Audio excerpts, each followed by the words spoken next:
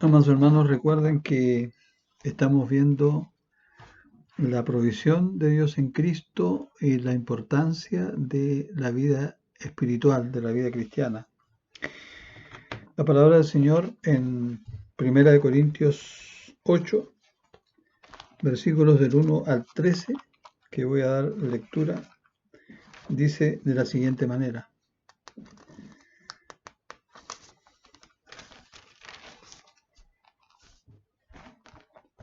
Dice, en cuanto a lo sacrificado, a los ídolos, sabemos que todos tenemos conocimiento. El conocimiento envanece, pero el amor edifica.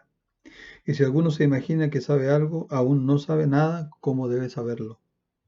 Pero si alguno ama a Dios, es conocido por él. Acerca, pues, de las viandas que se sacrifican a los ídolos, sabemos que un ídolo nada es en el mundo, y que no hay más que un Dios. Pues aunque haya algunos que se llamen dioses, sea en el cielo o en la tierra, como hay muchos dioses y muchos señores, entre paréntesis, para nosotros, sin embargo, solo hay un Dios, el Padre, del cual proceden todas las cosas. Y nosotros somos para Él, y un Señor, Jesucristo, por medio del cual son todas las cosas, y nosotros por medio de Él. Pero no en todos hay este conocimiento, porque algunos habituados hasta aquí a los ídolos comen como sacrificado a ídolos, y su conciencia, siendo débil, se contamina. Si bien la vianda no nos hace más aceptos ante Dios, pues ni porque comamos seremos más, ni porque no comamos seremos menos. Pero mirad, que esta libertad vuestra no venga a ser tropezadero a los débiles, o para los débiles. Porque si alguno te ve a ti, que tienes conocimiento, sentado a la mesa en un lugar de ídolos, la conciencia de aquel que es débil no será estimulada a comer de lo sacrificado a los ídolos. Y por el conocimiento tuyo se perderá el hermano débil, por quien Cristo murió. De esta manera, pues, pecando contra los hermanos e hiriendo su débil conciencia, contra Cristo pecáis. Por lo cual, si la comida le es a mi hermano ocasión de caer, no comeré carne jamás, para no poner tropiezo a mi hermano. De esta manera, pues, dice el apóstol Pablo, y podemos ponerlo esto como el versículo clave de este pasaje, pecando contra los hermanos e hiriendo su débil conciencia, contra Cristo pecáis. Por el hecho de ser un genuino seguidor de Jesucristo, el creyente está comprometido a tratar de alcanzar lo mejor tanto para sí mismo como para otros. A menudo hemos oído a la gente decir, yo siempre me guío por mi conciencia. También muchas veces se escucha este consejo. Si usted sigue el dictado de su conciencia, nunca se equivocará. ¿Es siempre así? La palabra conciencia necesita una cuidadosa definición para que se comprenda bien lo que significa. Algunos consideran que su conciencia es la voz de Dios dentro de sí mismos, que les guiará sin el menor tropiezo a lo que es correcto. El resultado puede ser una gran desilusión cuando estas personas descubran más tarde que se han equivocado o han hecho algo que ha sido perjudicial para sí mismos o para otros. La conciencia ha sido definida como un sentido otorgado por Dios para saber lo que es bueno. La conciencia es una convicción interior del mal y el bien. Parecería que el hombre ha recibido un sentido innato de lo que debe ser. Este sentido innato de la obligación de hacer lo que está bien y evitar lo que está mal. Es una posesión común a todos, creyentes o inconversos, creyentes en Cristo o no creyentes en Él. La Biblia la Biblia habla de muchas clases de conciencia. Uno puede tener una conciencia débil, tal como lo dice el apóstol Pablo respecto a aquellos que pueden vernos haciendo algo que a su punto de vista está equivocado y se pueden escandalizar. Una buena conciencia, Pablo hablaba de que hasta ahora él tenía una buena conciencia, una conciencia pura, ¿cierto? Una conciencia como la de nuestro Señor Jesucristo, que fue siempre limpia, siempre sana, siempre pura. Una conciencia intranquila, hay algo que remuerde a la persona por dentro, ¿cierto? Una conciencia culpable que lo hace ver que él ha cometido algo grave o alguna falta grave o algún pecado, ¿cierto? Y que indudablemente viene esa culpa en contra de él. La conciencia puede ser también ignorante, porque el apóstol Pablo aquí habla de conocimiento, en 1 Corintios 8, ¿verdad? Y tal vez mucha gente no tiene conocimiento. Pablo confesó que él perseguía a la iglesia de Cristo sin que él fuera sincero en lo que hacía.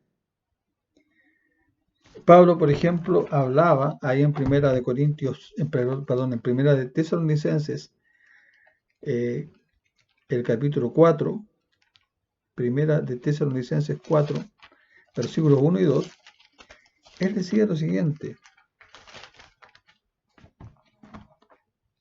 por lo demás, hermanos, os rogamos y exhortamos en el Señor Jesús que de la manera que aprendisteis vosotros, de nosotros, como os conviene, conduciros y agradar a Dios.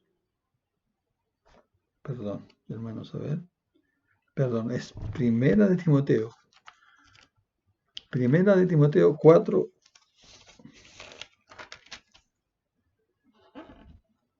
Aquí está. Pero el Espíritu dice claramente, ahí está, que en los postreros tiempos algunos apostatarán de la fe, escuchando a espíritus engañadores y a doctrinas de demonios. Y después dice Pablo, por la hipocresía de mentirosos que teniendo cauterizada la conciencia. También el apóstol Pablo en Tito, capítulo 1, versículo 15, hablaba de aquellos que tenían la conciencia corrompida.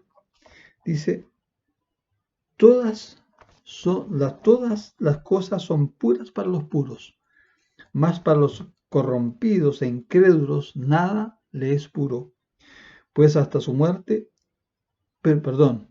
pues hasta su mente y su conciencia están, decía el apóstol Pablo, corrompidas. Estos pasajes de la Escritura, hermanos, y estas ilustraciones demuestran que no siempre puede considerarse la conciencia como si fuera la voz de Dios en nuestro ser íntimo. En primer lugar, hermanos, vamos a ver el contenido de la conciencia. Debemos reconocer que el contenido de nuestra conciencia es el resultado de la educación que recibimos y las decisiones que hemos hecho en cuanto a una conducta correcta. La enseñanza, por ejemplo, recibida de los padres, sea esta buena o mala, forma parte del contenido de la conciencia.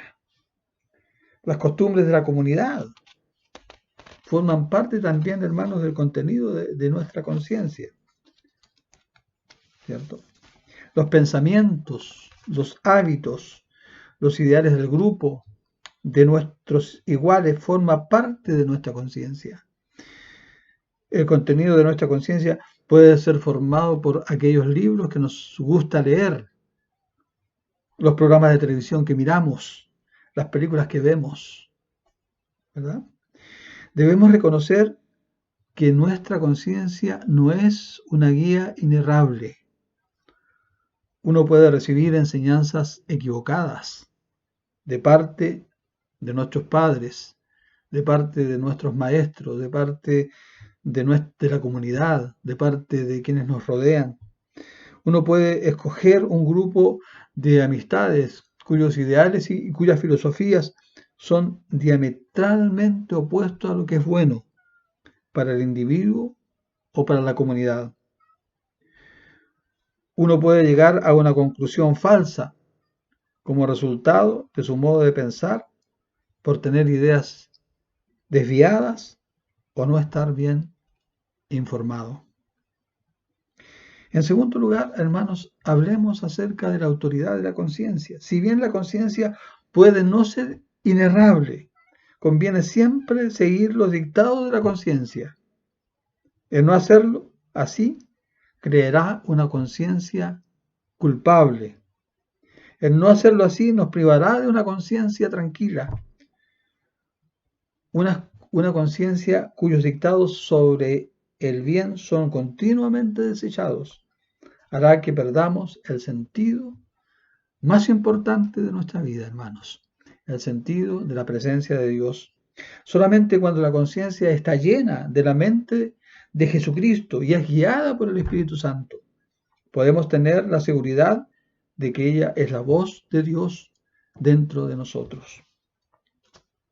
En tercer lugar, hermanos, hablemos de pautas para una conciencia cristiana. En nuestro afán de hacer lo que es bueno y de saber lo que es más elevado y lo mejor, debemos hacernos varias preguntas.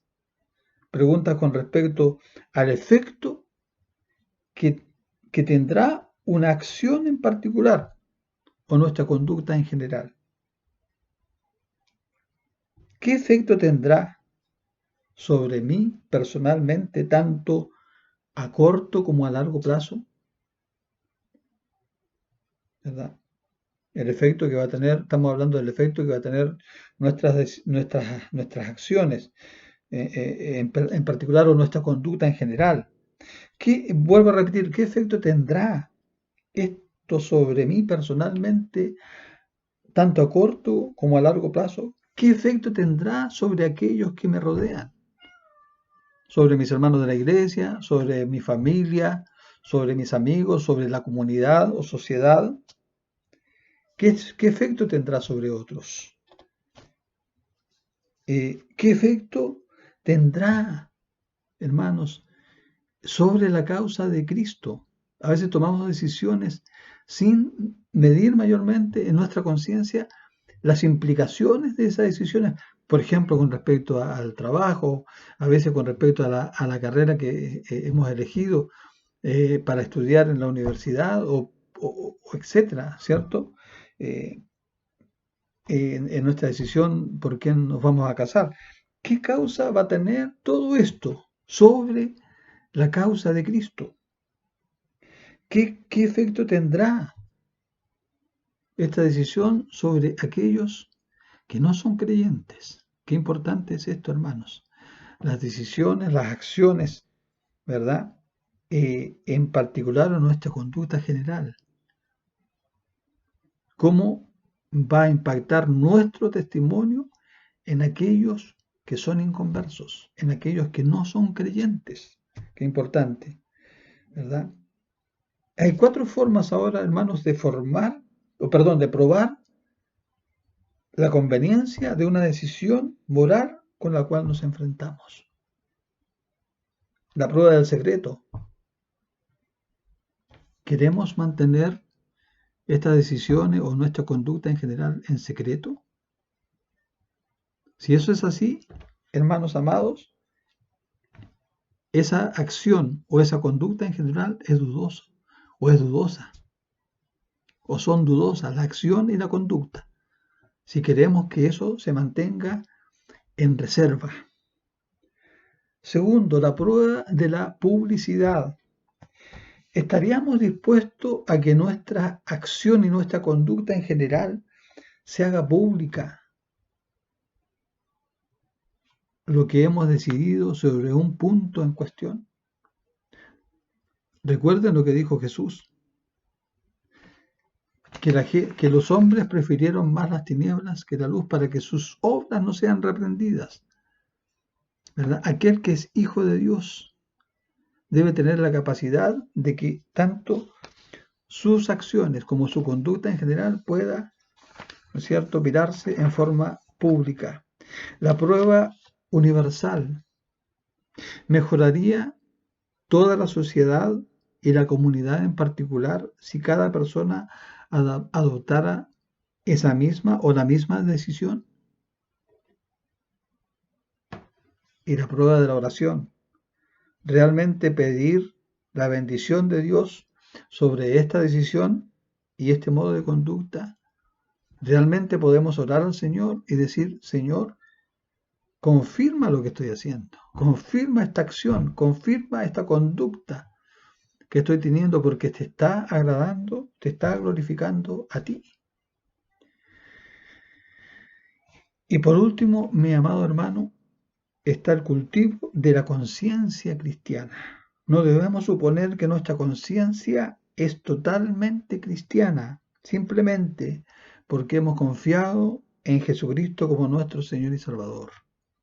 Entiéndame, hermano, la vida cristiana debería considerarse como un viaje desde la mente carnal a la mente del Espíritu.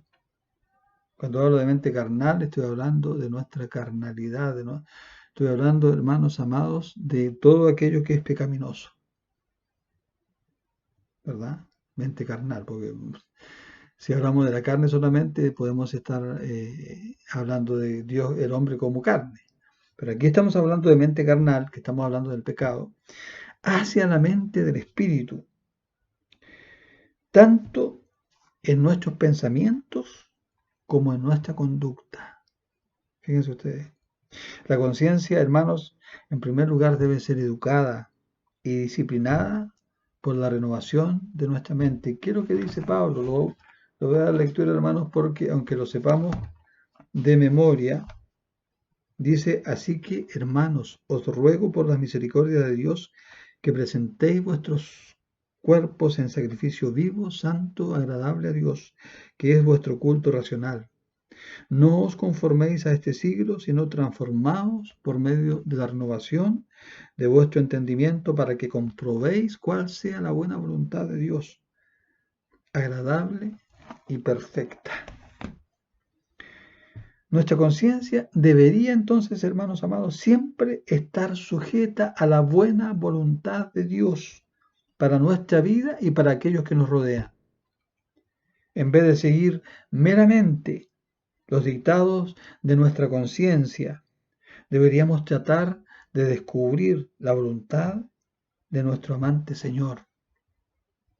Deberíamos, como dice el apóstol Pablo, hermanos, en Gálatas capítulo 5, versículo 16, caminar guiados, ¿cierto? El apóstol Pablo lo dice claramente ahí, por el Espíritu. En Gálatas capítulo 5, el versículo 16, dice la palabra: digo pues, andad en el Espíritu y no satisfagáis los deseos de la carne. Deberíamos caminar diariamente confiando, hermanos, en el liderazgo del Espíritu Santo, ¿cierto? Que sea el Espíritu Santo que guíe nuestra forma de pensar, ¿cierto? Y determine nuestras actitudes y acciones. Podemos desarrollar una conciencia cristiana por medio del estudio